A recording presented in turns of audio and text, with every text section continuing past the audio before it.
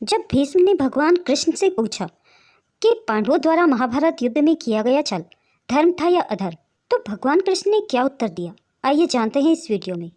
नमस्ते दोस्तों, स्वागत है आपका हमारे चैनल में। दोस्तों, बात उस समय की है जब युधिष्ठिर का राज्याभिषेक हो चुका था और भीष्म सैया पर लेटे थे। तब भगवान कृष्ण भीष्म पितामह से मिलने गए। तब भीष्म ने कहा कि पुत्र युधिष्ठिर का राज्याभिषेक करा चुके केशव, उनका ध्यान रखना। परिवार के बुजुर्गों से रिक्त हो चुके राजप्रसाद में अब उन्हें सबसे अधिक आवश्यकता तुम्हारी ही है। भगवान कृष्ण चुप हो गए। भीष्म ने पुनः कहा, कुछ पूछो केशव, बड़े अच्छे समय पर आए हो। मेरी देह त्यागने से पूर्व मेरे अनेक भ्रम समाप्त हो जाएंगे। भगवान कृष्ण बोले, कहिए पितामह। भीष्म बोले, एक बात बताओ प्रभु, तुम तो ईश्वर हो ना? कृष्ण ने बीच में ही टोका, नहीं पितामह, मैं ईश्वर नहीं, मैं तो आपका पौत्र हूँ। भीष्म उस पीड़ा में भी ठहाके हंस पड़े और बोले, मैं अपने जीवन का स्वयं कभी आकलन नहीं कर पाया। कृष्ण सो नहीं जानता कि अच्छा या बुरा, पर अब तो इस तरह से जा रहा हूँ तो कन्हैया अब तो ठगना छोड़ दे। भगवान कृष्ण जाने क्यों भीष्म के पास आ गए और उनका हाथ पकड़कर बोले, कहिए पितामह। भीष्म बोले, एक बात बताओ कन्हैया, इस युद्ध में जो कुछ भी हुआ वो सब ठीक था क्या? भगवान कृष्ण बोले, किसकी ओर से पितामह? पांडवों की ओर से। भीष्म पुनः बोले, कौरवों के कृत्यों पर चर्चा का तो अब कोई अर्थ ही नहीं है कन्हैया, पर पांडवों की ओर से जो कुछ हुआ वो क्या सही था?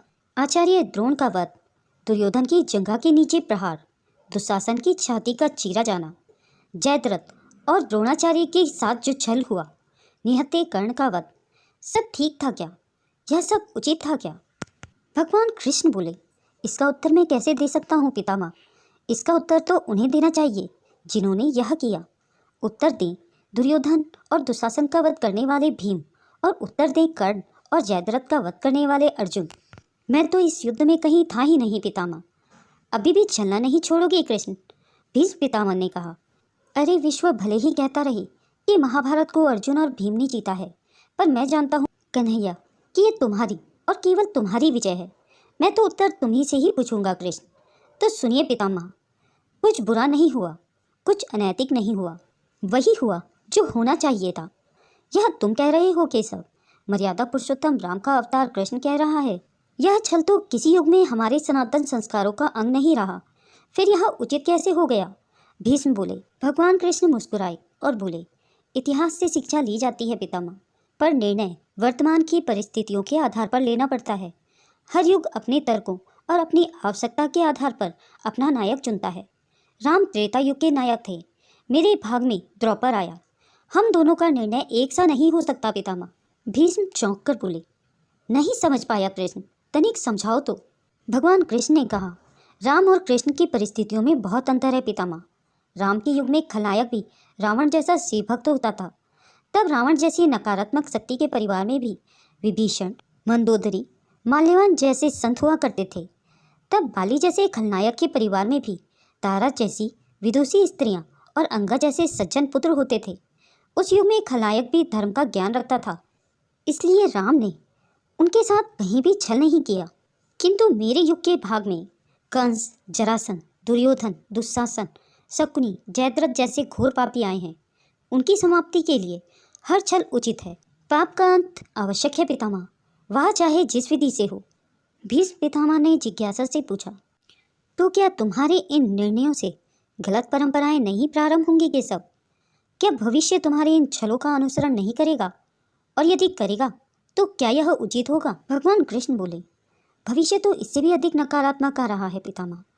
कलयुग में तो इससे भी काम नहीं चलेगा।